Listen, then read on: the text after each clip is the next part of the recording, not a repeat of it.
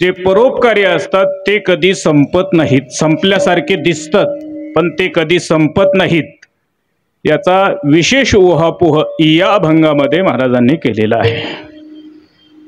प्रतिवर्षाप्रमाणे चाललेला हा अखंड नाम सप्ताह ग्रंथराज ज्ञानेश्वरी पारायण सोहळा अनंत कोट ब्रह्मांड नायक परमात्मा पांडुरंगाच्या पवित्र प्रांगणामध्ये गुरुदेवांच्या कृपेने सुज्ञ गुणजन मंडळी, मृदंगाचार्य, गायनाचार्य या सर्वांच्या सहकार्याने महेश्वर स्वरूप स्तोत्र वृंदांच्या उपस्थितीमध्ये संपूर्ण मंदिर ट्रस्ट अध्यक्ष सभासत्व समोरचे काही मंडळ आहे त्या मंडळाच्या सहकार्यातून योगदानातून साकार होणारा हा नामसप्ताह याच्यातील ही तिसऱ्या दिवसाची कीर्तन सेवा संयोजकाच्या आज्ञेवरून माझ्याकडे आलेली आहे।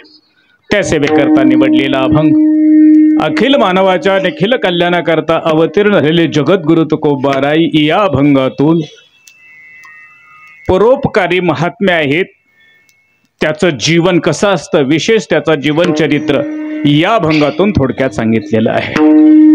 महात्म्यांचं वर्णन आहे। हा अभंग निवडण्याचं विशेष कारण यावर्षी आपण जगद्गुरु तुकोबारायचा त्रिशतकोत्तर अमृत महोत्सवी सोहळा साजरा करत आहोत। या वर्षी या परवा बीजेला जगद्गुरु तुकोबारायला 375 वर्ष सदेह वैकुंठ गमन सोहळ्याला होतात। त्यामुळे हा अखिल महाराष्ट्रामध्ये सगळीकडे हा अमृत महोत्सव सोहळा साजरा होत आहे। का तर असे जे परोपकारी महात्मे असतात त्यांना जग विसरत नाही। त्यांनी कधी मानाची अपेक्षा केली नाही, पण त्यांना लोक मानल्याशिवाय राहत नाहीत। याच्या विरुद्ध एक टोक असं आहे की बरेचसे काही मंडळी लोकांनी आपल्याला मानावं म्हणून इच्छा व्यक्त करतात, अपेक्षा करतात, पण तरी त्यांना कुणी मानत नाही। बरं असा एक घटक आहे समाजामध्ये की लोकांनी आपल्याला मानावं, प्रयत्नही करतात। लक्षात येईल तुमच्या बऱ्याच काही मोठ्या शहरामध्ये होर्डिंगवर बोर्ड त्या डिजिटल लावलेले असतात आणि वाढदिवसाच्या मनाच्या शुभेच्छा दिलेल्या असतात।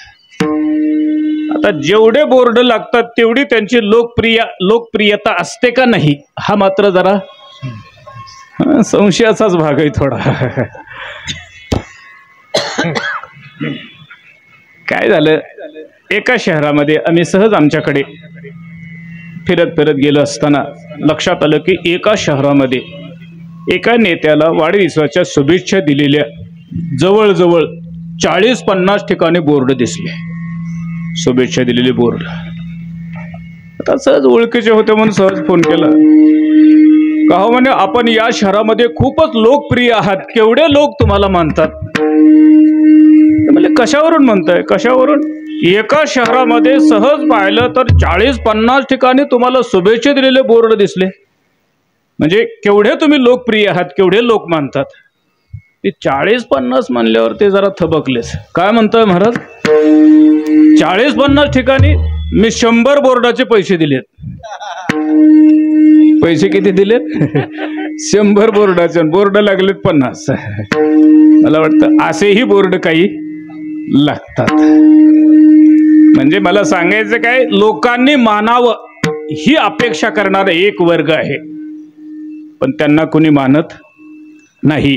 पण लोकांनी मानूच नये, मी अमुक ऐसा न व्हावी सेच लोक नेहमी मानापासून ते दूर राहिले, कारण मान दंभ चेष्टा हे तो सुकराची विष्ठा। त्यांना माहित होतं कदाचित मानाची इच्छा करणारा अपमानाला ही पुढे सामोरं जावंच लागतं, म्हणून नेहमी महात्मे मानापासून दूर राहिले, दूर।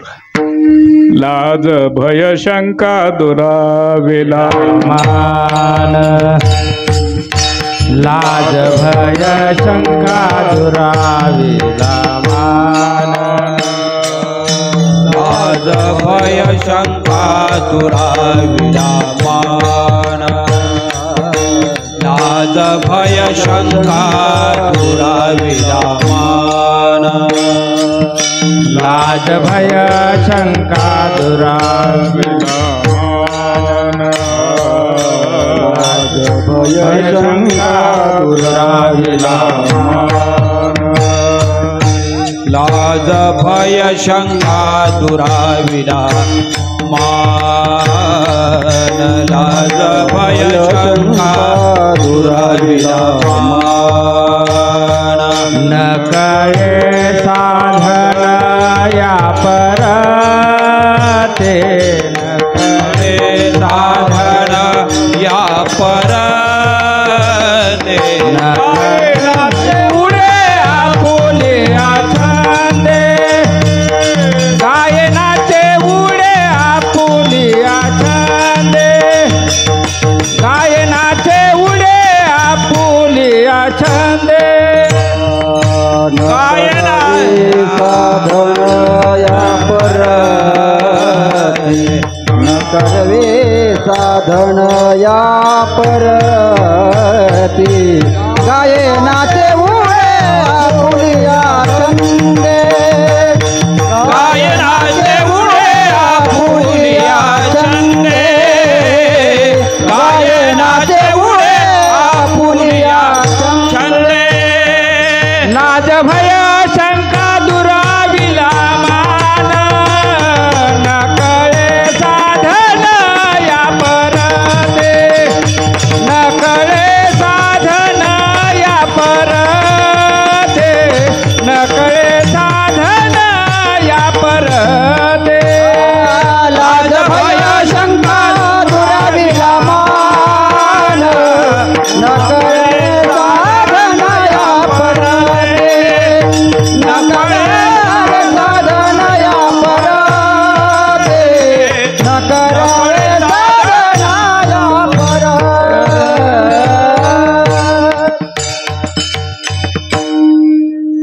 परमार्थ साधायचा असेल तर या चार गोष्टी दूर ठेवाव्याच लागतात. लाज भय शंका दुरावेला मान. लाज भीती संशय आणि मान. ज्यांना देवाच्या जवळ जायचंय त्यांनी ह्यापासून थोडं दूरच राहिलं पाहिजे. आध्यात्मिक प्रगती करायची असेल तर याची आवश्यकता आहे. संस्कृती टिकवायची असेल तर चार गोष्टी सांभाळाव्या लागतात. राष्ट्रभाषा, वेशभूषा, खानपान आणि देहसंबंध या चार गोष्टी. संस्कृती टिकवायचं तर चार गोष्टी सांभाळाव्या लागतील आणि परमार्थ साधायला तर चार गोष्टी सोडाव्या लागतील. लाज भय शंका आणि मान. मला वाटतं वेशभूषा, वारकऱ्याची वेशभूषा करताना लाज वाटली नाही पाहिजे. स्वाभिमानाने असले पाहिजे. भाषा, राष्ट्रभाषा, भाषेबद्दल स्वाभिमान असला पाहिजे. बरेचशी माणसं अर्धवट इंग्रजी बोलतात. ते संपूर्ण इंग्रजी बी येत नाही, अर्धवट मध्ये घालतात आणि मग आम्ही शिकलेलो असं दाखवण्याचा प्रयत्न करतात. लक्षात ठेवा, संस्कृती टिकवायची असेल तर या चार गोष्टी सांभाळाव्या लागतील. आपला तो विषय नाही, पण मी बोलता बोलता बोलून गेलो की गरज आहे. लाज भय शंका दुराविला मान न कळे साधन या परते. महाराज म्हणतात आम्ही नेहमी मानापासून दूर राहील, पण लोक मात्र त्यांना मानल्याशिवाय राहत नाही. मला वाटतं 400 वर्ष झाली, माऊलीला 700 वर्ष होऊन गेली, तरी जशीच्या तशी कीर्तीची किरण अजूनही तेवत आहेत. कीर्तीची किरण, ज्ञानाचा प्रकाश आणि समाधीची सावली ठेवून हे सूर्य मावळले. अलौकिक सूर्य हा. ज्ञानाचा प्रकाश, कीर्तीची किरण आणि समाधीची सावली. गेले दिगंबर ईश्वर विभूती, राहिल्या त्या कीर्ती जगा माझी. गेले मुनिजन अनादिजे आधी, राहिल्या समाधी जगा माझी. नामा म्हणे देवा गेले मुनिजन, राहिले ते ज्ञान जगा माझी. म्हणजे महात्मे आजही त्याच तेवढ्याच याने कार्य करत आहेत. जरी दृश्यड असले तरी हा अलौकिक सूर्य आहे. म्हणून त्यांना लोक शेकडो वर्ष झालंही आजही मानतात. मला वाटतं कालाच्या ओघामध्ये आम्ही आपली परंपरा विसरून जातो. मला वाटतं जास्तीत जास्त आपल्याला विचारलं तर आजोबापर्यंत नाव सांगता येतं, एखाद्याला पंजोबाचं सांगता येईल. खापूर पंजोबाचं विचारलं तर नाही सांगतात. कालाच्या ओघात आम्ही आमची परंपरा विसरून जातो, पण शेकडो वर्ष झालं तरी तुकोबा महाराजांना समाज विसरत नाही. का? त्यांनी आमच्याकरता चंदनाप्रमाणे देह जिजवला आणि कीर्तीचा सुगंध ज्ञानाचा प्रकाश आम्हाला दिलेला आहे, म्हणून समाज त्यांना विसरत नाही. म्हणून असे जे उपकारी माणसं असतात ते संपल्यासारखे दिसतात, पण ते संपत नाही. असे विरळा सगळे नाही. समाजात तुम्ही अवलोकन केलं तर बहुतेक वर्ग तुम्हाला स्वार्थी वर्ग दिसणार, तो लोकांसाठी नाही स्वतःसाठी झटणारा. कोणत्याही कार्यातून आपल्याला त्यातून काय मिळतंय याची अपेक्षा असेल तरच तो तिथं प्रयत्न करतो, ना तर कोण मोकळा नाही निष्काम सेवा करायला. कोण मोकळा आहे? अरे अगदी जवळची नाती जरी असली तरी काहीतरी अपेक्षा त्याच्याकडून असतेच. अगदी पती पत्नीचं नातं जरी असलं तरी सुद्धा सूक्ष्म अपेक्षा अंतःकरणात दडलेली असतेच. मला उपनिषदातला एक भाग सांगून जातो. याज्ञवल्क्य, महर्षी याज्ञवल्क्य ब्रह्मवेत्ते, 4 ब्रह्मवेत्ते त्यापैकी एक ब्रह्मवेत्ते. शुक, याज्ञवल्क्य, दत्त, कपिल मुनी हरीसी जानुनी हरी झाले. 4 ब्रह्मवेत्त्यापैकी महर्षी याज्ञवल्क्य ब्रह्मवेत्ते. जनकादिकासारखे विदेही राजे त्यांचे शिष्य होते. एकदा जनक राजाने सगळ्या विद्वानांची सभा आपल्या राज्यामध्ये बोलावली होती. सगळे विद्वान एकत्र आले होते आणि त्यामध्ये प्रश्न उत्तर ठेवले होते. मग सगळ्या विद्वानामध्ये प्रश्न उत्तरात महर्षी याज्ञवल्क्याने त्या सभेमध्ये सभा विजय मिळवला. सभेमध्ये प्रश्न उत्तरमध्ये सभा विजय मिळवला. एवढ्या मोठ्या लाखो विद्वान एकत्र आलेले, पण त्याच्यामध्ये महर्षी याज्ञवल्क्य त्याच्यात विजयी झाले हे पाहून अनेक लोकांनी बक्षीस म्हणून त्यांना द्रव्य अर्पण केलं. अर्थात द्रव्य गोळा करणं हा त्यांचा व्यवसाय नव्हता. विरक्त होते महर्षी याज्ञवल्क्य. पण आता बक्षीस म्हणून दिले ते नाकारता येत नाही, म्हणून ते नाविलाजाने स्वीकारावं लागलं. पण जीवनात उपरती निर्माण झाली, पश्चाताप झाला आणि विचार केला. ते द्रव्य घेऊन घरी आले. त्यांना 2 पत्न्या होत्या, एक कात्यायनी आणि दुसरी मैत्रे. दोघीच्या समोर ते द्रव्य ठेवलं आणि सांगितलं, या द्रव्याचे 2 भाग करून दोघी जणी वाटून घ्या आणि इथून पुढे तुमचा उदरनिर्वाह याच्यावर करा. मला उपरती झाली, मी आता संन्यास घेणार आहे.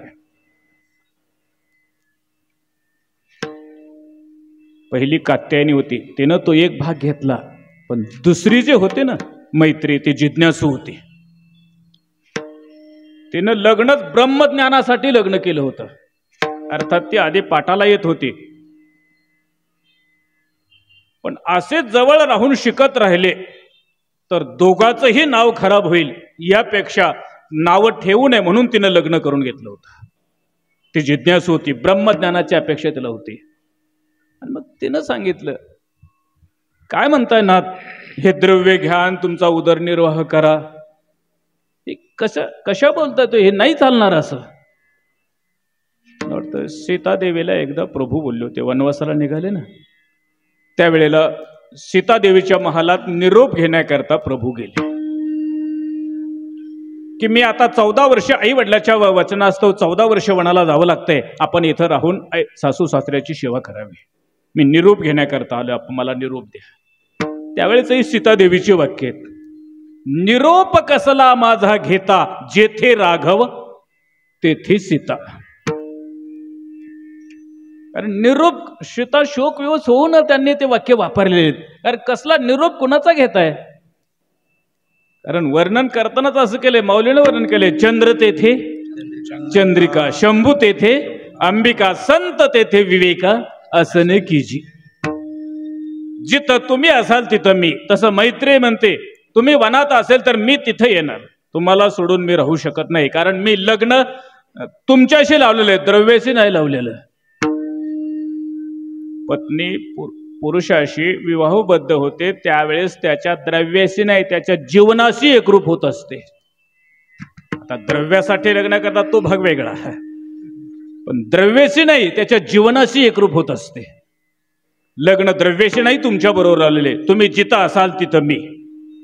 त्यावेळेस महर्षी याज्ञवल्क्य म्हणतात, पण तुझा एवढा अट्टहास का? मी वनात जाणार, तप करणार, संन्यास आश्रम स्वीकारणार, तिथं अनेक प्रकारचे त्रासाला प्रतिकूल वातावरण असेल तर अनेक त्रास सहन करावे लागतील, आणि तिथे येण्याचा तुझा अट्टहास का? त्यावेळी तिने सांगितलं की माझं तुमच्यावर प्रेम आहे. प्रेम आहे म्हटल्यावर मग मोठ्यानं हसली याज्ञवल्क्य, आणि हसल्याबरोबर तिने विचारलं, नाथ का बरं हसला?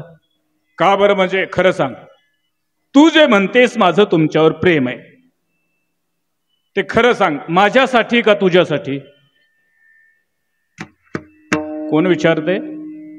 महर्षी याज्ञवल्क्य जिज्ञासू पत्नीला विचारतात, तू जे म्हणते प्रेम, मी अनुकूल आहे तोवरच ना, मी जर उद्या प्रतिकूल झालो, तुला सकाळी उठल्याबरोबर तापास 5 चाबकाच्या फटक्याने मारायला सुरुवात केली तर तू रस्त्याजवळ नाही राहणार. म्हणजे अनुकूल आहे तोपर्यंत प्रेम आहे, प्रतिकूल झाला तर. आणि खरं प्रेम व्यक्तीसाठी नसतंच, आपल्यासाठीच असतं.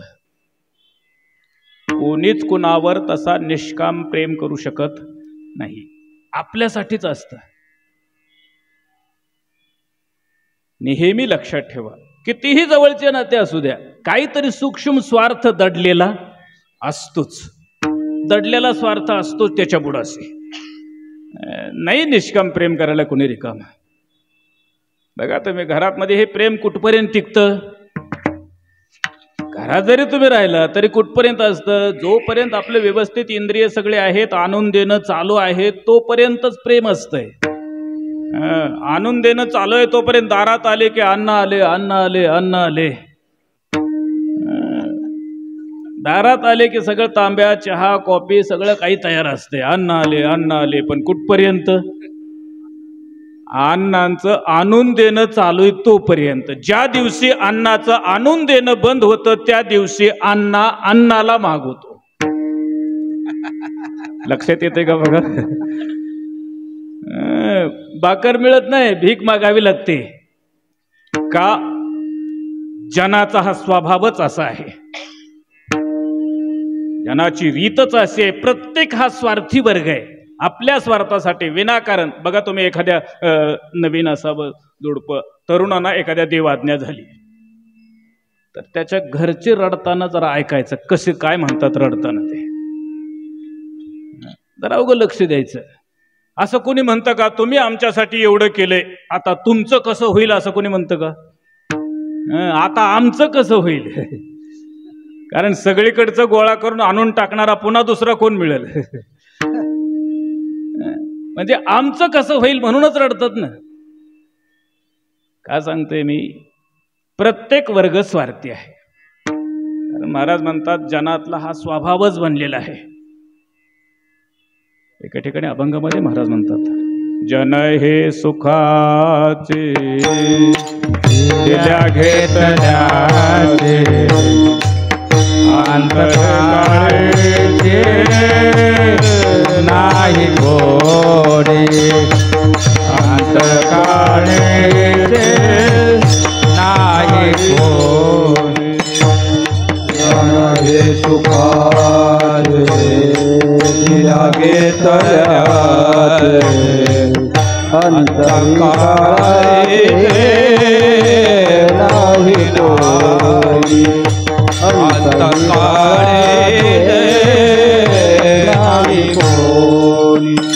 जन हे सुखाचे दिल्या घेतल्याचे, जन हे सुखाचे दिल्या घेतल्याचे, जन हे सुखाचे दिल्या घेतल्याचे, जन हे सुखाचे दिल्या घेतल्याचे, घेतल्याचे जन हे सुखाचे दिल्या घेतल्याचे जन हे सुखाचे दिल्या घेतल्याचे जन हे सुखाचे दिल्या घेतल्याचे अंतकाळीचे नाही कोणी अंतकाळीचे नाही कोणी झाल्याहीन छाते नाक डोळे गळती झाल्याहीन शक्ती नाक डोळे गळती झाल्याहीन शक्ती नाक डोळे गळती अंतही काळीचे नाही कोणी अंतही काळीचे नाही कोणी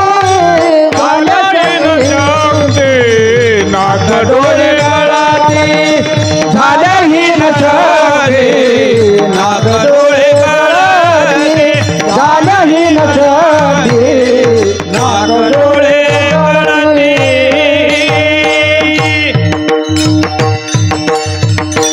जन हे सुखाचे दिल्या घेतल्याचे आधी दिल्याचे मग घेतल्याचे आधी द्यावं लागतं काहीला घ्यायची सवय असते द्यायचं माहीतच नाही संबंध टिकत प्रेमाचे संबंध नाही टिकत देणं घेणं दोन्ही सांभाळावं लागतं जाऊ द्या मी का सांगतोय हे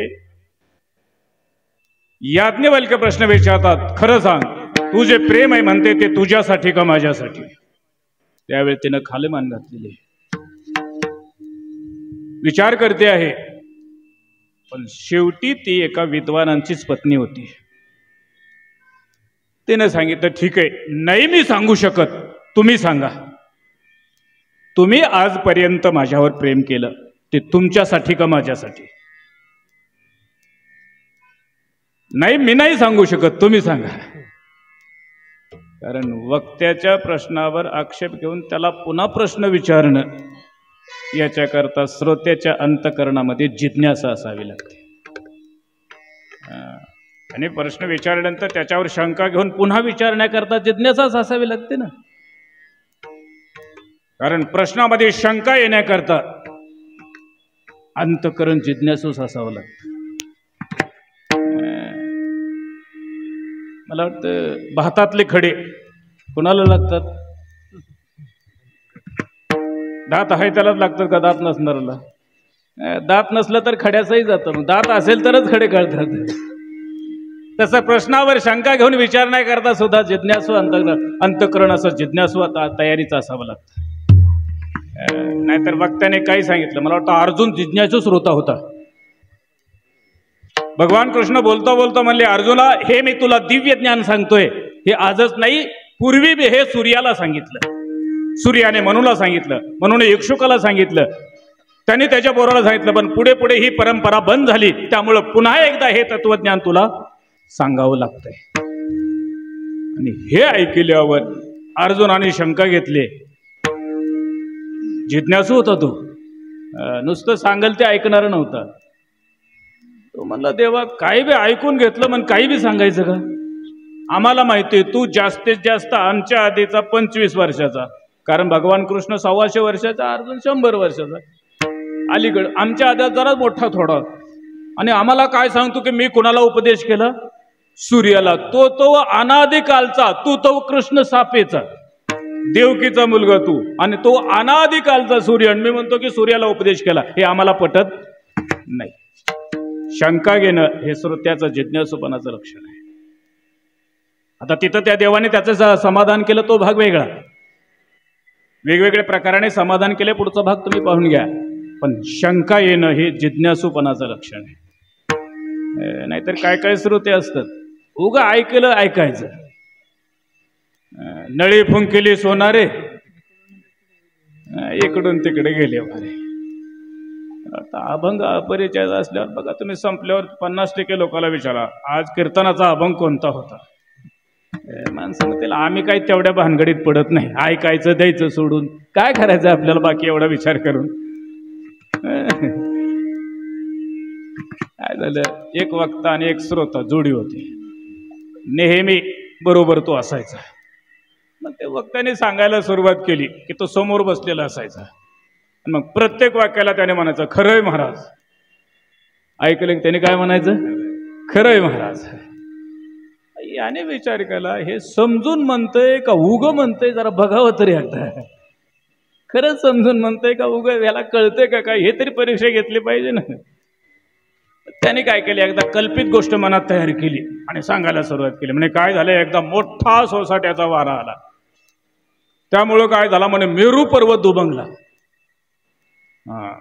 त्याच्यातून एक अग्नी प्रगट झाला आणि तो अग्नी एवढा वाढला की समुद्रापर्यंत गेला आणि समुद्राला जळायला लागला. याचं चालू खरंय महाराज. याने सांगायचं, याने म्हणायचं खरंय महाराज. तो समुद्र अग्नी लागल्यावर धावाधाव करू लागला आणि सगळ्या पृथ्वीवरच्या विहिरी तलाव एकत्र आले आणि समुद्राला मदत केली. खरंय महाराज. मग याच्या लक्षात आलं हे समजून म्हणतंय का उगो म्हणतंय. तो म्हणला अरे आजपर्यंत मी तुला शहाणा समजत होतो, हा माझा मूर्खपणा आहे. तो म्हणला खरंय महाराज. खरं हे सगळंच खरं. जाऊ द्या, मला काय सांगायचंय की श्रोत्याच्या अंतकरणात शंका येऊन प्रश्न विचारण्याकरता जिज्ञासू असावा लागतो. अर्जुन जिज्ञासू होता, तसे मैत्री जिज्ञासू होते. त्याने सांगितलं तुम्ही सांगा, तुम्ही जे आजपर्यंत प्रेम केलं ते तुमच्यासाठी का माझ्यासाठी. त्यावेळेस तिथं उपनिषदामध्ये लिहावं लागलं याज्ञवल्क्याला, नवारे कामाय जाया प्रियम भवती आत्मवस्तू कामाय जाया प्रियम भवती. पत्नीसाठी पत्नी आवडत नाही तर आपल्यासाठी आवडते, पतीसाठी पती आवडत नाही तर आपल्यासाठी आवडतो, पुत्रासाठी पुत्र आवडत नाही तर आपल्यासाठी आवडतो, धनासाठी धन आवडत नाही ते आपल्यासाठी आवडतं. म्हणजे प्रत्येक वस्तू आवडते ते आपल्यासाठीच असते, दुसऱ्यासाठी कोणालाच काही आवडत नाही. कोण रिकाम आहे? कारण प्रत्येकाला आपलं जीवनच प्रिय असतं, नाही दुसऱ्याचा विचार करत. त्या भोजराजान कालिदासाच्या जीवनात ते प्रसंग आहे, ज्यावेळेस त्या भोजराजाने विचारलं, अनेक पंडित होते आणि बोलता बोलता विचारलं की हे कालिदास, मानवाला सगळ्यात प्रिय काय आहे? मग आता कोणी काही वेगवेगळं सांगितलं. कोणी सांगितलं पुत्र प्रिय, कोणी पत्नी प्रिय, कोणी यपडी, कोणी लपडी, कोणी काय वेगवेगळं सांगितलं. जाऊ द्या, तो सोडून द्या. प्रत्येकाने वेगवेगळं प्रियाचे वेगळं सांगितलं. कालिदास तुझं म्हणणं काय? माझं म्हणणं आहे की प्रत्येकाला आपलं जीवन जेवढं प्रिय आहे तेवढं जगातलं काहीच प्रिय नाही. ते म्हणजे तुझं सगळ्याच्या वेगळंच असतंय नेहमी, हे आम्हाला सिद्ध करून दाखव. काय हरकत नाही, जरा वेळ द्या म्हणे. पुढं काही दिवस गेले आणि त्यांनी दरबारामध्ये एक हौद तयार केला, सिमेंटचा मस्तपैकी हौद. एक माकडे आणले, तिच्या पोटाशी लहानसं पिलू आणि त्या हौदामध्ये सोडलं आणि सांगितलं, राजे आज मी तुम्हाला प्रयोगातून दाखवणार, नुसतं तोंडात नाही, प्रयोगातून सिद्ध करून दाखवणार की सगळ्यात प्रिय काय आहे. आणि त्या हौदामध्ये त्या माकडेला सोडलं. तिनं उड्या मारल्या पण वर त्याला चढता येत नव्हतं आणि त्याच्यात हळूहळू पाणी सोडायला सुरुवात केली. सगळं समाज जमलेला आणि मग ते आश्चर्याने प्रयोगातून हा सिद्ध करून दाखवणार सगळे नवल पाहत होते. पाणी हळूहळू थोडं वाढायला लागलं, तिच्या कमरे एवढं पाणी आलं. पोटाला बाळ होतं, त्यानं ते बाळाच्या जवळ पाण्यावर बाळ उचललं आणि खांद्यावर घेतलं. लोक आश्चर्याने पाहतात, केवढं प्रेम आहे तिचं बाळावर. खांद्यावर घेतलं, पाणी हळूहळू पोटाच्या वर खांद्यापर्यंत आलं. तिनं ते बाळ उचललं आणि डोक्यावर घेतलं, तरी पाणी वाढायचं बंद नाही. वाचवायचा उड्या मारा प्रयत्न, वर तर उडून जातं, उड्या मारता येत नाही. शेवटी बाळाला डोक्यावर घेतलेलं आहे, पण पाणी हळूहळू वाढतं आहे. हळूहळू गळ्याच्या वर पाणी आलं आणि तिच्या नाकातोंडात पाणी जावं लागलं. नाकातोंडात पाणी जायला लागलं, ते बाळाला खाली घातलं आणि आपण वर उभा. राजे बघितलं का सगळ्यात प्रिय काय आहे जीवाला? मला वाटतं त्या माकडेला सुद्धा हा सिद्धांत माहित आहे. पगडी सिर सलामत तो पगडी 50, पगडी नाही बच्चे 50. सिर सलामत असल्यावर काय, आपण बरोबर असल्यावर आप गेला जग बुडालं, आपण गेला की जग बुडालं. म्हणजे मी का सांगतो आहे की प्रत्येक जण स्वार्थी या जगामध्ये आहे. प्रत्येक जण आपल्या सुखासाठी प्रयत्न करणार आहे. स्वार्थी जग आहे, पण अशा स्वार्थी जगामध्येही एक अपवाद म्हणून असा एक वर्ग आहे की कुठल्याही लाभाची अपेक्षा न करता जगावर प्रेम करणारा. तो एक अपवाद जास्त नसतो, अपवाद थोडाच असतो. जग सगळं स्वार्थी असेल, पण अशातही एक वर्ग असा आहे की तो कसलीच अपेक्षा करत नाही आणि समाजावर प्रेम करतो. महाराज वर्णन करतात, ऐसी कळवळ्याची जाती, ऐसी कळवळ्याची जाती, ऐशी कळवळ्याची जाते, ऐशी कळवळ्याची जाते, ऐसी कळवळ्याची जाती, ऐसी कळवळ्याची जाती, ऐशी कळवळ्याची जाते, ऐशी कळवळ्याची जाते. करीला भावीन प्रीती, करीला भावीन प्रीती, ऐशी कळवळ्याची जाती, ऐशी कळवळ्याची जाती,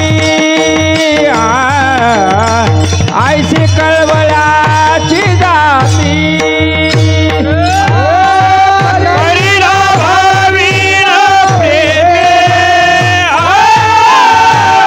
करीला भावीन प्रीती, ऐशी कळवळ्याची जाते, ऐशी कळवळ्याची जाते, ऐशी कळवळ्याची जाते. ऐसे कळवळ्याची जाते, करीला भावीन प्रीती, करीला भावीन प्रीती, करीला भावीन प्रीती, कळवळ्याची जाते, करीला भावीन करीला भावीन प्रीती, करीला भावीन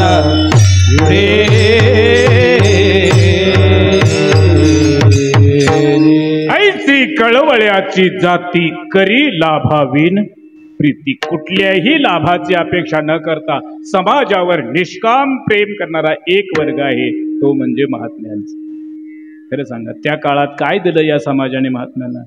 शिव्या शापाशिवाय दुसरं काही दिलं नाही, पण त्यांच्यासाठीच अख्खं आयुष्य खर्च केलं.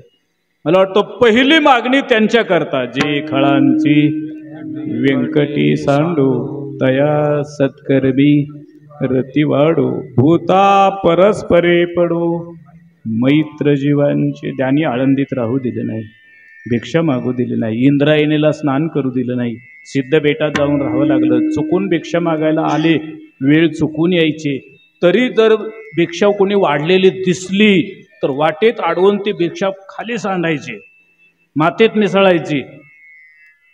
ते निघून गेल्यावर ते माती सहित पीठ भरायचं आणि घरी जाऊन त्या माती मिसळल्या पिठाच्या भाकरी करून खायच्या. पण कधी मुखातून त्यांच्याबद्दल वाकडा शब्द बाहेर पडला, याचा अर्थ सामर्थ्य नव्हतं का त्यांच्याकडे? सामर्थ्य होतं. अरे उठ म्हटल्याबरोबर मेलेला माणूस उठतोय. त्यांनी जर रागाने मर म्हटलं असतं तर कापरासारखी माणसं पिटली असती, पण नाही. योगी पावन मनाचा, साहे अपराध जनाचा. सगळे अपराध सहन केले आणि समाजावर उपकार करण्याकरता अख्खं आयुष्य चंदनाप्रमाणे जिजवलं. का? सज्जनाचा हा स्वभाव आहे. अंतकरण त्यांचं उपकाराकरताच ते इथं आलेले असतात. माऊली वर्णन करताना सांगतात, निम्न भरले अविने पाणी ढळोची नेणे, ते विश्रांता तोषोनी जाणे, सामोरे पा. निम्न भरली यावेने. पाटाने पाणी जात असताना उसाला, द्राक्षाला, पेरूला पाणी सोडलेलं आहे. इकडं मोटर चालू केली आहे आणि आता पाट करून तिथवर पाणी न्यायचंय. पण मध्ये जर एखादा खड्डा आला तर पाणी बाजू देऊन जातं का? नाही बाजू देऊन जात. तो खड्डा पूर्ण भरल्याशिवाय पुढं ते जात नाही. हा पाण्याचा स्वभाव आहे. तसा सज्जनाचा स्वभाव आहे. निम्न भरली यावेने पाणी ढळो चिनेने. नाही, पाणी खड्डा सोडून बाजू देऊन जात नाही. जर ते बाजू देऊन पाणी पुढे गेलं तर समजायचं ते जिल्हा परिषदच्या टँकरचं पाणी. हे पाटाचं पाणी नाही. मग बाजू देऊन पुढे गेलं तर पाण्याचा जसा स्वभाव आहे तसा सज्जनाचा, संतांचा स्वभाव आहे की श्रंता तोषोने जाणे सामोरे पहा. मला माहिती आहे परोपकारार्थ परोपकाराय फलंती वृक्ष. वृक्ष हा परोपकाराकरताच जीवन जगत असतो. तसं महात्म्यांचं जीवन आहे. पत्र पुष्प छाया फळ मुळे ही धनंजया वाटेचा न चुके आलेया वृक्ष जैसा.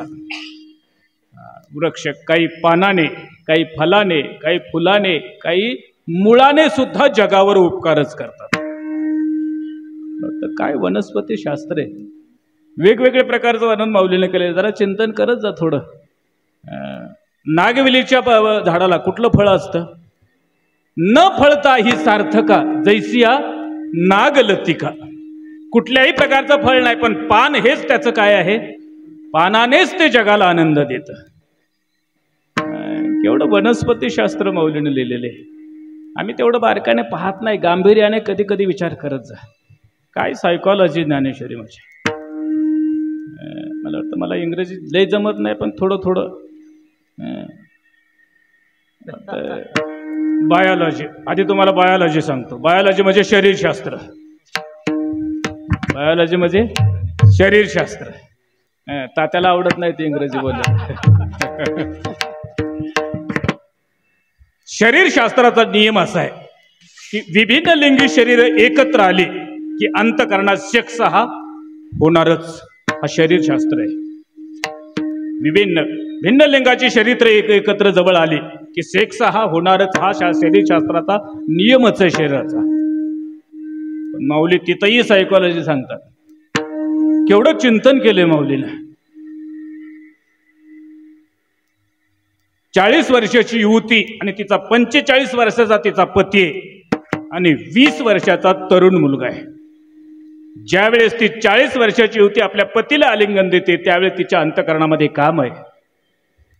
पण 20 वर्षाचा तरुणाबाण मुलगा मिलिटरीतून घरी आला की तिला ही कडकडून आलिंगन देते, पण तिथं काम नाही.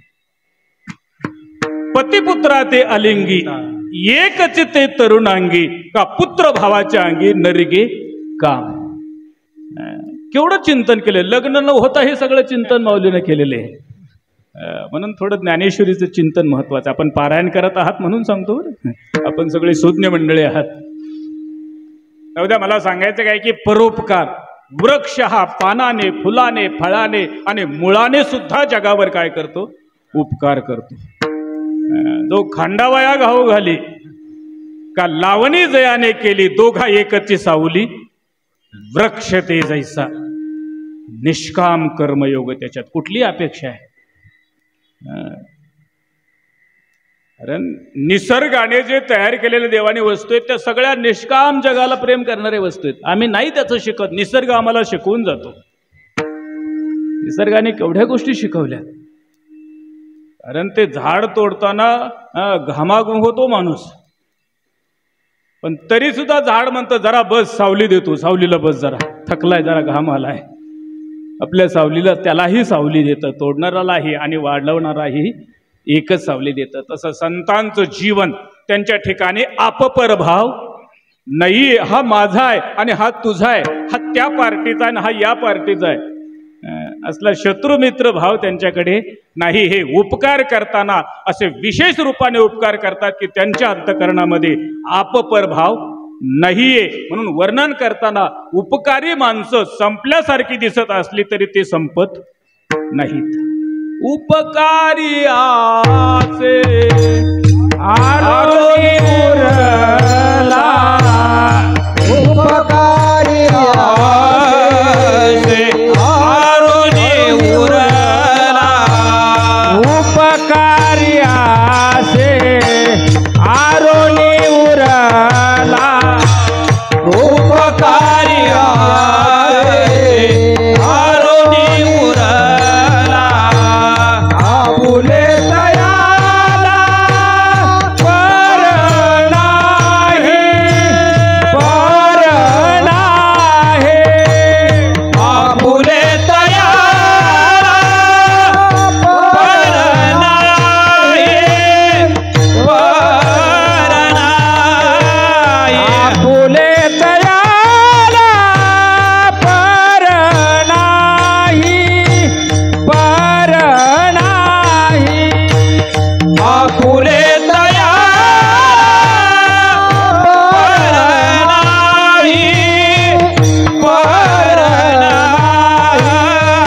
लाभाची आकरे सापडले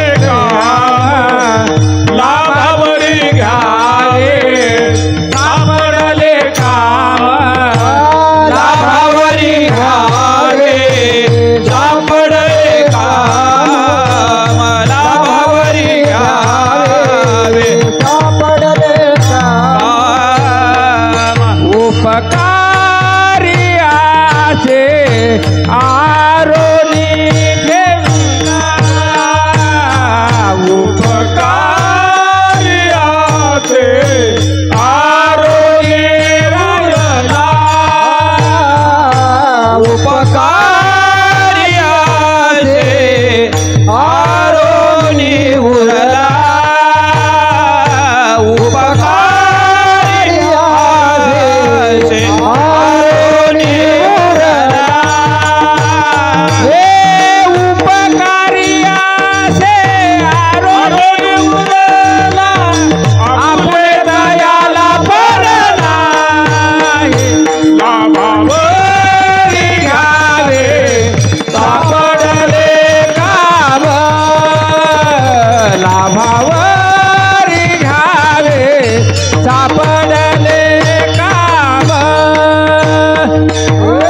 उपकारी आसे आरोनी उरला आपले दयाला पर नाही लाभावरी घ्यावे सापडले राम लाभावरी घ्यावे सापडले काम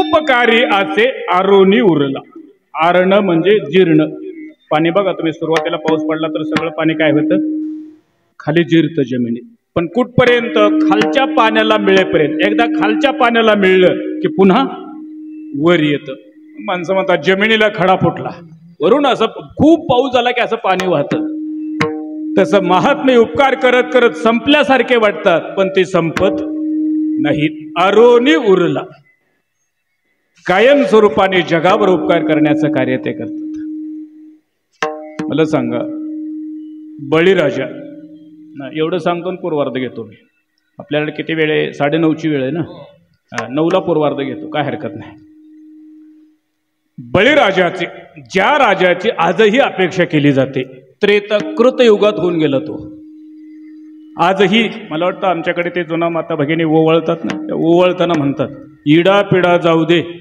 आणि बळीचं राज्य येऊ दे कृतयुगातला बळी आजही त्याच्या राज्याची अपेक्षा केली जाते काय औदार्य होतं त्याचं काय परोपकारी होतं काय समृद्ध राज्य होतं त्याचं लक्षात येण्याकरता सांगू जातो एकदा काय केलं धर्मराजाने यज्ञ केला खूप मोठा यज्ञ केला आणि त्या यज्ञामध्ये सोन्याच्या ताटामध्ये अन्नदान केलं ब्राह्मण भोजन सुवर्ण ताटामध्ये सोन्याच्या ताटामध्ये लाखो ब्राह्मण दररोज जेवायचे काय होतं त्याच्यावर एक समिती नेमलेली होती ताटं सकाळी भंडार घरातनं काढली की मोजायची आणि मग दिवसभर जेवणाला द्यायची. संध्याकाळी जेवण झाल्यानंतर पुन्हा एकदा मोजायची आणि पुन्हा भांडार घरामध्ये ठेवायची. असा रोजचा हिशोब चाललेला होता. आणि एके दिवशी दिवसभर जेवण झाली, सकाळी मोजून ताटं दिली, पण संध्याकाळी मोजून ठेवत असताना एक ताट कमी भरलं. कमी भरलं त्या अर्थी एका ताटाची काय झाली, चोरी झाली. ताट कशाचं आहे? सोन्याचं आहे. पत्रवाळी नव, कागदाचे नव फेकून द्यायला हो, सोन्याचं ताट आहे. आणि मग राजापर्यंत वार्ता गेली, असं असं झालं, एक ताट कमी भरतंय. राजाने सांगितलं आजची आज त्या ताटाचा छडा लागलाच पाहिजे, कारण आज आपण शांत राहिलो, आज एक गेलं तर उद्या दोन जातील, त्यामुळे आजच्या आज त्याचा तपास झालाच पाहिजे. गुप्तहेर समिती नेमली आणि चौकशी केली. चौकशीत एका ब्राह्मणाकडे ते ताट निघालं. मग पुराव्यासह ताटासह तो ब्राह्मण राजाच्या समोर उभा केला. याच्याकडे ताट निघाली आणि ताट चोरलं. गुन्हा तर केलाय. मग गुन्हा केलाय म्हटलं की त्याला शिक्षा झालीच पाहिजे, कारण पूर्वीचा असा नियमच होता, शिक्षा झाली की लगेच, गुन्हा सापडला की लगेच शिक्षा त्याला ठोठवायची. ते पुन्हा तारका करत बसायचं आणि पुढच्या पिढीपर्यंत चालायचं असलं नव्हतं. पुढच्या पिढीला दावा, असा दावा चालतो काय काय दिवस, ती दावा पुढच्या पिढीला आहे. कारण त्यामुळे गुन्हे वाढतात. लगेच कडक शिक्षा झाली तर पुन्हा गुन्हा वाढत नाही, त्यामुळे लगेच शिक्षा. बोला काय शिक्षा दिली पाहिजे? धर्मराजा होता, शेवटी त्याने विचार केला ब्राह्मण आहे, आता गुन्हा तर केलाय, शिक्षा तर झाली पाहिजे, पण शेवटी ब्राह्मण आहे, जरी झाला भ्रष्ट तरी सकळ याती माझी श्रेष्ठ, पण शिक्षा तर झाली पाहिजे. काय करायचं काय करायचं बराच विचार केला, पण लक्षात आलं नाही. बाजूला भगवान कृष्ण होते. देवाला सांगितलं असं असं झालंय, काय शिक्षा द्यावी माझ्या लक्षात येत नाही, तुम्ही सांगा जरा काय करायचं. देवाने बी बराच वेळ विचार केला. तो म्हणला राजा मलाही लक्षात येत नाही, शिक्षा तर दिली पाहिजे. मग आपण एक करूया म्हणे, बळीराजाकडे जाऊया. बळीचं राज्य पाताळमध्ये, बळीराजाकडे जाऊया. आणि मग लगेच दोघं रथात बसले आणि बळीराजाकडे. राजाला कळालं की भगवान कृष्ण धर्मराजासह येतात. त्याने स्वागताच्या कमाने वगैरे उभारल्या. सुवासिनी कळस घेऊन आरती घेऊन उभा आहेत. आल्याबरोबर स्वागत वगैरे केलं. पण गावात प्रवेश करताना गावाच्या बाजूला मैदान होतं आणि त्या मैदानात मोठाच्या मोठा पर्वतासारखा ढीग पडलेला होता आणि सोन्यासारखा चमचम करत होता.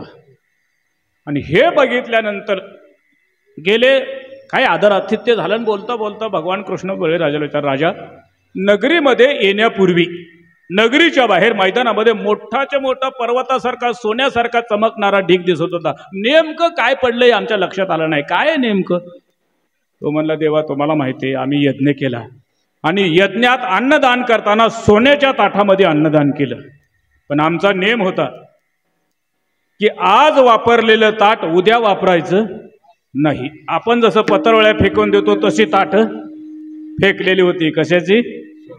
सोन्याची. सोन्याचं टकूचं नव, सोन्याचे धातूची ताट अशी फेकलेला पर्वतासारखा ढीग लागला होता. प्रजा ही एवढी समृद्ध होती, कुणीही त्याच्याकडे वाकड्या नजरेनं बघत नव्हतं. काय समृद्धी असेल.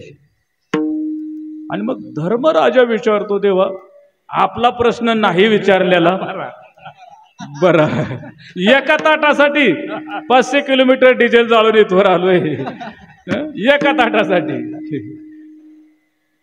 पण देव म्हणले अरे कसं काय, आता इथवर आलोय तर विचारूया, तर जरा वेगळ्या शब्दात विचारूया, विचारल्याशिवाय कसं जायचं.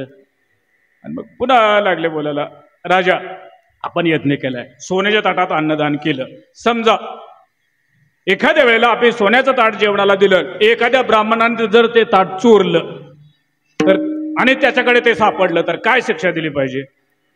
बळीराजा म्हणला असं कुठं घडलंय काय? म्हणजे तसं काही नाही, पण समजा समजा असं झालं तर. त्यावेळी बळीराजा सांगतो, जर समजा असं होणार नाही, पण जर झालं तर ज्या राज्यामध्ये घडलंय त्या राजाला फाशी दिली पाहिजे. धर्मराजा म्हणला देवा सांगशील माझं नाव? ते बाजूला झालं. देव म्हणले बळे आपण असं कसं बोलताय, कारण गुन्हा कोणी केला? ब्राह्मणाने, फाशी मात्र राजाला. तुम्हाला त्याचं कारण आहे, कारण ब्राह्मणाने षटकर्म करावी, अध्ययन अध्यापन वगैरे, दान परिग्रह काय असेल ते 6 कर्म करावी. त्याने अध्यापन करावं आणि त्याच्या सगळी संरक्षणाची जबाबदारी, योगक्षेमाची जबाबदारी राजाने घ्यावी. ज्या अर्थी त्याला चोरी करण्याची वेळ आली त्या अर्थी तो दारिद्र्याने काय झालेला आहे, पेडलेला आहे. कारण उगा हौसाने टोकाचं पाऊल उचलतं का माणूस? काहीतरी नावेला झाल्यामुळेच उचलतं ना. दारिद्र्याने तो पिडलेला आहे, त्यामुळे त्याला या टोकाला जावं लागतंय. आणि ज्या अर्थी तो दारिद्र्याने पिडलेला आहे त्या अर्थी राजाचं त्याच्याकडे लक्ष नाही. हा दोष त्याचा नाही, हा दोष कोणाचा आहे? राजाचा आहे. राजाने त्याचा योग चालवला पाहिजे. तर धर्मराजा म्हणला, देवा एवढं सांगायचं होतं तर तिथंच का नाही सांगितलं? मग देव म्हणले, तसं नाही रे, सोनाराकडूनच कान टोचवावे लागतात. तिथं सांगून तुला पटलं नसतं. जाऊ द्या, मला सांगायचं काय, बळीराजा हा परोपकारी होता. आजही त्याची कीर्ती. त्याचं पुढं आणखी चरित्र की देव त्यांच्या दारात राबावं एवढी ताकद परोपकारामध्ये, देवाला अधीन करण्याची ताकद. अक्षरशः बळीला त्याने पातळात घातलं, फसवून घातलं. ते वामन अवतार घेतला आणि 100वा यज्ञ पूर्ण होऊ द्यायचा नाही म्हणून त्याला फसवून भिक्षा मागितली. किती मागितली? 3.5 पाऊल भूमी, 3 पाऊल भूमी मागितली. आणि वामन रूपात गेलेले केवढे बटू, एवढे एवढे. त्याची पावलं केवढी, एवढी एवढी बारकी पावलं. बळीराजा म्हणला, भूदेवा आपण मागताय पण मी सम्राट राजा आहे, मला शोभेल असं काहीतरी मागा. एवढी एवढी 3 पाऊल भूमी. त्यावेळेस देव म्हणले, वामन रूपामध्ये सांगता, देवा राजा तू द्यायला उदार आहेस पण मला एवढंच पाहिजे, मला जास्त अपेक्षा नाहीये. दे वचन. दिलं वचन. एवढं नाही, संकल्प सोड. आणि मग मंत्रोक्त संकल्प सोडून ते पूर्ण झाल्याशिवाय दान पूर्ण होत नाहीये. पाणी आणलं, ते झारी आणलं, मंत्र म्हणायचा आणि झारीतून पाणी होतायचं. एवढ्या शुक्राचार्य आले, दैत्याचे गुरु. त्याच्या लक्षात आलं, त्यांना लक्षात आलं हे काय चाललंय ते. आणि सांगितलं, राजा थांब, हे दान जर तू पूर्ण केलं याचा परिणाम तुझं सर्वस्व जाईल. लक्षात ठेव. तुला माहित नाही हे कोण आहे, दिसायला लहान आहे पण असायला खूप महान आहे. तू अजून याला ओळखलेलं नाही, जगाचा मालक आहे. त्यावेळी बळीराजा म्हणले, गुरुदेवा जर जगाचा मालक माझ्या पुढं हात पसरत असेल तर याच्यापेक्षा आणखी भाग्य कोणतं? मी आता दान दिले, मी नाही म्हणू शकत नाही. सर्वस्व जाईल, जाऊ दे, सर्वस्व गेलं तरी चालेल पण माझी कीर्ती जाऊ देणार नाही. मरावे परी कीर्ती रूपी उरावे, कीर्ती जाऊ देणार नाही. आणि मग ते झारीत पाणी ओतायला सुरुवात केली. शुक्राचार्य मधी सूक्ष्म रूप धारण केलं, मधी जाऊन बसले झारीत. खाली पाणीच पडू द्यायचं नाही. पाणी नाही पडलं तर संकल्प पूर्ण होत नाही. मधी जाऊन बसले, पाणी ओतलं, मंत्र म्हटलाय, पाणी जमिनीवर पडत नाही. राजा पाणी पडल्याशिवाय संकल्प पूर्ण होत नाही. म्हणजे झारीमध्ये काहीतरी अडकलंय म्हणून काडी घेतली आणि टोचवलं. ते बरोबर सूक्ष्म रूप डोळ्यामध्ये गेलं. आड आला म्हणून फोडी येला डोळा, बळीने आंधळा शुक्र केला. गुरुलाही आंधळ केलं आणि दान पूर्ण केलं. आता सर्वस्व त्याने दान दिलेलं आहे. याने विराट रूप धारण केलं आणि 2च पावलात सगळी पृथ्वी आटून टाकली. 3 पावलं दान दिले, 3रं पाऊल कुठं ठेवायचं? राजा म्हणला, आता फक्त माझा देह शिल्लक आहे, माझ्या डोक्यावर ठेवा. आणि सर्वस्व ते देहासहित देवाला अर्पण केलं आणि त्याने ते पातळात घातलं. पण त्याने सर्वस्व अर्पण केल्यामुळे देव प्रसन्न झाले. राजा तू मला सर्वस्व प्राण अर्पण केलंय, मी प्रसन्न आहे, बोल तुला काय पाहिजे? बळीराजा म्हणला, देवा भिकारी तूय, मी नाही. भिकारी तूय, तुलाच काय पाहिजे तर अनेक माग. अरे तू लौकिक दिलंय, मी अलौकिक देणार आहे. तू भौतिक दिलंय, मी दैवी देणार आहे. आणि मग दैवी आणि अलौकिक देणारा असेल तर मला दुसरं काय पाहिजे? असाच माझ्या दारामध्ये चोपदार म्हणून दंड धरून उभा राहा. आणि अक्षरशः देवाला त्याने आपल्या दारात उभं केलं. का? परोपकार भक्तीच्या जोरावर देव उभा राहिला. कारण 5वा बागुल ब्रह्मचारी उभा असे बळीचे द्वारी, भिक्षा मागून निर्धारी, बरीचे द्वार रक्षिले. कारण आजही तो बळीच्या दारात द्वारपाल म्हणून आहे. गवळीयाचे घरे अंगे गाये बळी, गवळीयाचे घरे अंगे गाये बळी.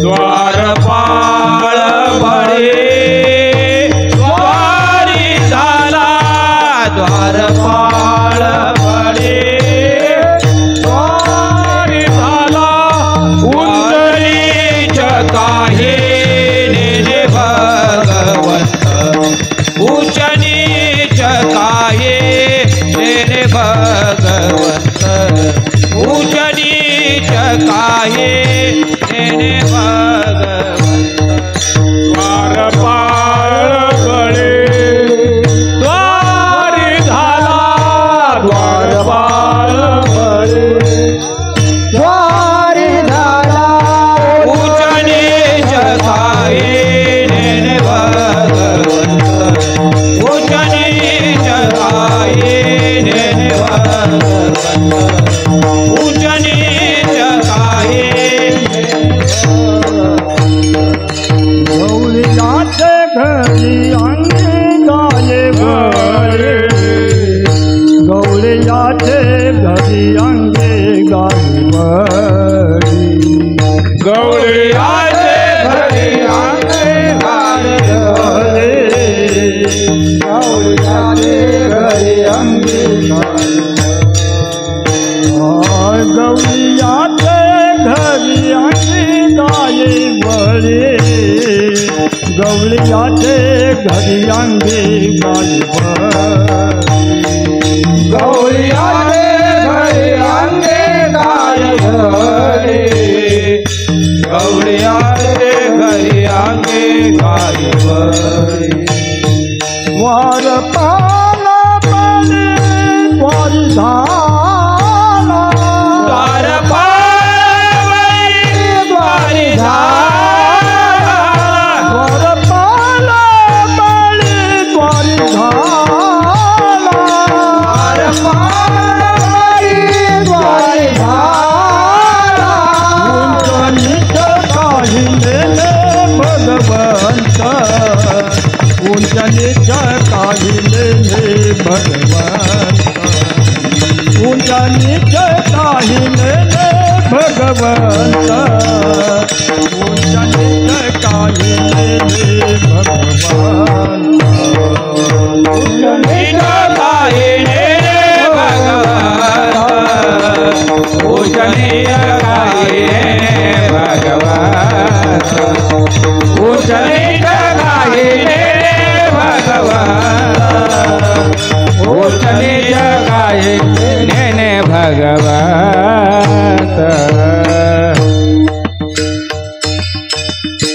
उपकारी असे आरोनी उरला. बळी संपल्यासारखा वाटला पण बळी संपला नाही. आरोनी उरला, त्याला पाताळात घातलं, पण आजही त्याची कीर्ती तशीच तेवत आहे.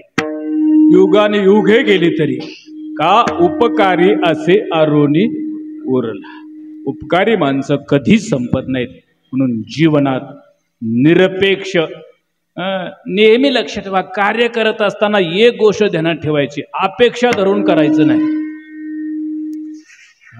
कार्य करत राहा, त्याचं फल मिळणार आहे. कर्म केलं की फल हे मिळणारच आहे. निर्विवाद नियतीचा नियम आहे. पण अपेक्षा धरून करायचं नाही, कारण अपेक्षा भंग झाली तर त्याचा परिणाम भयानक होतो. आत्महत्यापर्यंत जावं लागतं. मग आज जे मुलं आत्महत्या करतात, कारण एवढे गुण मी मिळवीनच अशी अपेक्षा धरून केलेलं असते. नाही गुण मिळाले तर म्हणजे इथपर्यंत अपेक्षा भंग झाली तर त्याचे परिणाम मात्र फार भयानक होतात. म्हणून महात्म्याने आम्हाला शिकवून दिलं, कुठलंही कर्म करत असताना अपेक्षा धरायची नाही. फल तुम्हाला मिळेलच, निसर्गाचा नियम आहे. पण अपेक्षा भंग झाला तर दुःखाला सामोरं जावं लागेल. म्हणून उपकार करत असताना जरी संपल्यासारखा वाटला तरी तो संपत नाही. कीर्तिरूपाने चंद्र सूर्य असेपर्यंत राहतो. म्हणून उपकारी असे आरोनी उरला, आपुले तयाला पर नाही. आपला आणि परका उपकार करताना हे अंतःकरणात तुझा भाव नसतोय. म्हणून देव सुद्धा त्यांचा अंकित होतो. याचा भाव अधिक विचार आपण पाहणार आहोत. पण संप्रदाय नियमाप्रमाणे गोड असे 2 मिनिट मधली चाल होईल. नाहीसे संतजन आयसे हरीचे दास, आयसा नाम घोष सांगा कोठे. खरंच भाग्यवान मंडळ आहेत. हे लहान लहान चिमुकले मुलं, कारण नाचू कीर्तनाचे रंगी ज्ञानदीप लावू जगी. आता हे मुलं कीर्तनात नाचायला नाही तयार अलीकडं, आता बेंजोच्या रंगात आहे. पण आज गरज आहे, मला नेहमी लक्षात ठेवा, आज मुलांना संस्काराची गरज आहे. आज डॉक्टर इंजिनियर होण्याची गरज नाही. सुसंस्कारित आजची पिढी असणं काळाची गरज आहे. कारण केवढं भयानक वातावरण आहे आता कॉलेजचं तुम्ही पाहिलं तर. पण आज या मुलाच्या माध्यमातून एक आदर्श, हे गुरुकुल जे निर्माण झालं ते आदर्श आहे. या माध्यमातून जर मुलं तयार झाली तर नाहीत परमार्थ देवाजवळ जाऊ द्या, पण संसार तरी सुखाचा करतील ना. संसार तरी सुखाचा होईल, आनंदाचा त्यांचा. असू द्या, ठीक आहे. नाही, टाळी वाजवायची नसते कीर्तनात, बरोबर आहे तुमचं. नाही वाजवायचं ना, भजनात वाजवायची. बरं, ठीक आहे. भजन करताना टाळी वाजवायची, बरोबर आहे. भाषणात्मक मध्ये वाक्याला टाळी वाजवायची भाषण असल्यावर, ठीक आहे. मर्यादा आहे आपल्या कीर्तनाची. मी का सांगतो आहे, आज आदर्श मुलं, आध्यात्मिक मुलं तयार होणं आज काळाची गरज आहे. खूप भयानक व्यसनाचं षडयंत्र या आपल्या भारतीय युवा पिढीच्या मागं लागलेलं आहे. आणि कारण काय आहे, हे परराष्ट्रीय आंतरराष्ट्रीय नियोजन आहे. कारण तरुण पिढी जर व्यसनाने बाद झाली तर भारत संपला पुन्हा. आणि संपवण्यासाठीच हे षडयंत्र व्यसनाचं. त्याच्यातून वाचवायचे असेल तर मुलाला या संस्काराची आज अत्यंत काळाची गरज आहे. आज गरज आहे याची. म्हणून खरंच या माध्यमातून हे मुलं घडतायत, आनंद आहे. उद्या मी का सांगत होतो, आपला विषय की उपकारी असे आरोनी उरला. उपकारी माणसं कधीच संपत नाहीत. आणि ते उपकार करत असताना आपुले तयाला पर नाही, त्यांच्या ठिकाणी आपपर भाव नाही. कारण सगळा देह त्याने उपकारात जिजवला, त्यामुळे समाज त्यांना विसरत नाही ना आजही. मला वाटतं खरं सांगा, आपल्याला लोक कुठपर्यंत ध्यानात ठेवतात, लय झालं तर 10वा होईपर्यंत. 10वा झाला एकदा फिटलं की मिटलं, पुन्हा कोणी नाव काढत नाही. का? आम्ही लोकांसाठी कधी काही करत नाही, आम्ही स्वार्थासाठीच करत असतो. पण त्यांनी जगासाठी ध्येय दिला, त्यांनी कधी अपपर भाव ठेवला नाही. एक प्रसंग सांगतो, परवानगी येतेच.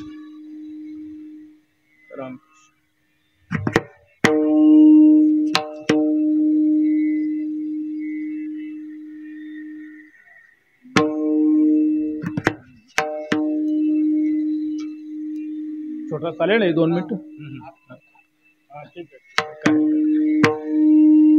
महाराजांच्या जीवनातला प्रसंग आहे. आप परत आपुले तयाला पर नाही. महाराज सकाळी घरातून पूजा झाली की बाहेर पडायचे, भंडाऱ्या भामचंद्र डोंगरावर जाऊन भजन करायचे. त्यांचा नियम होता.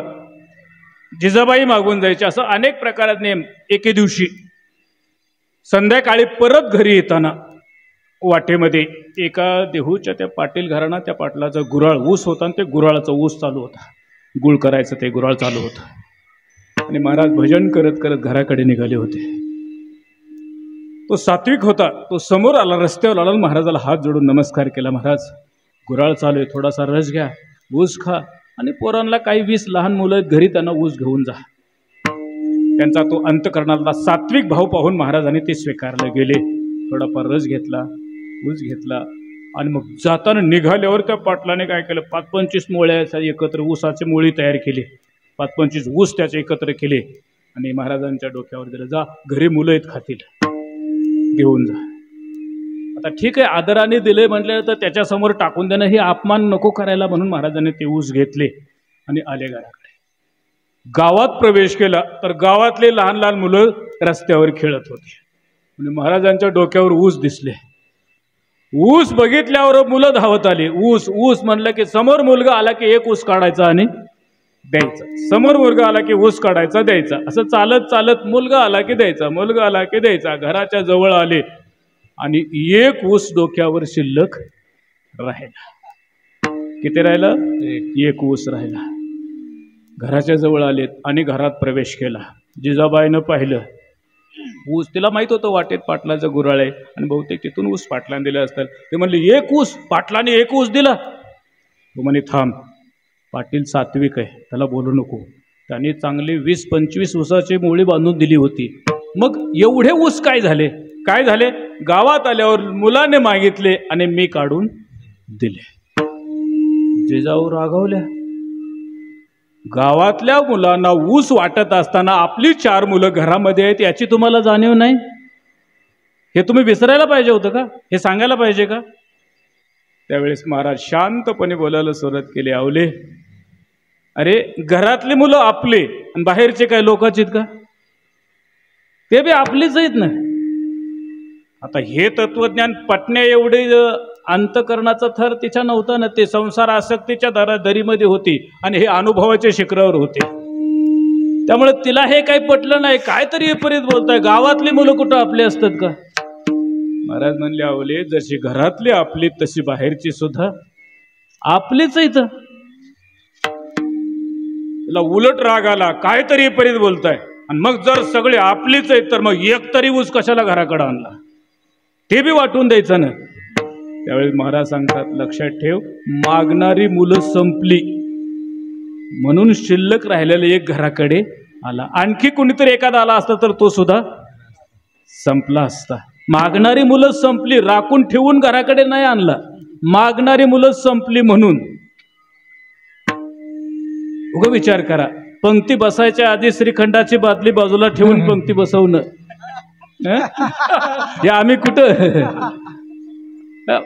तुम्ही असं करताय असं माझं म्हणणं नाही बरं, पण होतं कधी कधी असं. अरे राखून ठेवायसाठी नाही, मागणारी संपली म्हणून तो शिल्लक राहिलेला आला. काय सांगतोय मी? जशी आपली मुलं तशी सुद्धा लोक आहे. म्हणजे सगळे आप पर आपुले तयाला पर नाही, न देखे दोया जना तया दावी आपणा, वेगळा सुख दुःख मोह नाठवी धना, आप परतेही नाही बंधू वर्गया सज्जना, तुकया तेची परी झाली आता पावे नारायण. आपुले तयाला पर नाही, उपकारी असे आरोने उरला, आपुले तयाला पर नाही. लाभावरी घ्यावे सापडले काम, आपुला तो श्रम न विचारी. कितीही त्रास झाला असला आणि जर उपकार करण्याचं काम समोर दिसलं तर तो लाभ झाला असं समजायचं. आपण जसं व्यवहारामध्ये आपल्या घरात एखादं बांधकाम चालू असावं, दिवसभर कुठतरी परगावला गेलाय, वरच्या माळ्याचं बांधकाम चालू आहे आणि आला संध्याकाळी एकटा थकून आलाय की आता काही शहरात राहिलेलं नाही, पण आल्यानंतर घरच्या मंडळी विचारलं, वरच्या मजल्यावर काम चालू आहे, पाणी मारलं का? ते म्हणले, अहो ध्यानच नाही पाणी मारायचं. किती थकलेला असला तरी लगेच कपडे काढते, लुंगी लावते आणि पाणी मारते. श्रम तिथं राहतो, होता कष्ट होतात का? जसं आम्ही व्यवहार करतो तसं उपकाराची भूमिका कार्य जवळ आलं तर मग कसलाही श्रम असला तरी बाजूला सोडून जगावर उपकार करण्याकरताच, कारण त्यांचा अवतारच तेवढ्यासाठी होता ना. येथे उपकारासाठी आले घरजा वैकुंठी, म्हणून लाभावरी घ्यावे सापडले काम, आपुला तो श्रम न विचारे. स्वतःचे कष्ट बाजूला ठेवून उपकार करण्याला उपकाराचं कार्य मिळालं की लाभ समजायचा. आणि मग जीवाकडे पाहत असताना जीवा ऐसे देखे आणि का जीवासी, निखळची राशी गुणाचीच. जसा आपला जीव आहे तसा इतराचाही देव या दृष्टीनं जीवाकडे पाहत असल्यामुळे त्यांना दुजेपणा द्वंद्व संपलेली होती. आणि अशी ज्याची अवस्था झालेली, महाराज म्हणतात, देव त्याचा अंकेल होतो. तुका म्हणे देव तयाचा पांगिला, न भंगे संचला धीर सदा. देव त्याचा पांगिला होतो, कोणाचाही नाही. आम्हालाही वाटतं सावतोबाच्या घरी खुरपायला आला, आम्ही पंढरपूरला गेल्यावर यावं. आपण तू जातानेच नियोजन करून जातो तर काय यायचं कारण आहे देवाला? 25 फोन होतात पंढरपुरात जाऊच तर नाही आम्ही तेवढा निर्धार ठेवत. म्हणजे देव तयाचा पांगिला, असे जे भक्त परोपकारी असतात, देव त्याचा पांगिला म्हणजे अंकित होतो, दास होऊन कामं करतो. म्हणून असे उपकारी माणसं जगतात संपल्यासारखी वाटत असली तरी कीर्ती रूपाने आजही तशाच्या तसं त्यांचं कार्य चालू आहे. म्हणून महाराजांचं जीवनातलं महाराजांचंच वर्णन या भंगातून आपण थोडक्यात मांडलेलं आहे. उपकारी माणसं हे कधी संपत नाहीत. म्हणून थोडा परमार्थात साधन करत असताना हेही साधन महाराजांनी सांगितलंच की तुका म्हणे फार थोडा तरी परोपकार. थोडा लय नाही थोडा तरी कधी कधी उपकार करायचं शिका. उपकाराने जीवनात असं एक पुण्याचं भांडवल तयार होतं आणि हळूहळू तो देवापर्यंत घेऊन जातो. तशी उपकार करण्याची संधी सद्बुद्धी गुरुदेवाच्या पांडुरंगाच्या कृपेनं आपणा सर्वांना प्राप्त व्हावी आणि आपणही त्या स्थळापर्यंत पोचावं एवढी सदिच्छा व्यक्त करतो आणि इथंच थांबतो. सेवेला पूर्णविराम. शेवट चाल होईल. पुढील कार्यक्रम संयोजकाच्या नियोजनाप्रमाणे होते.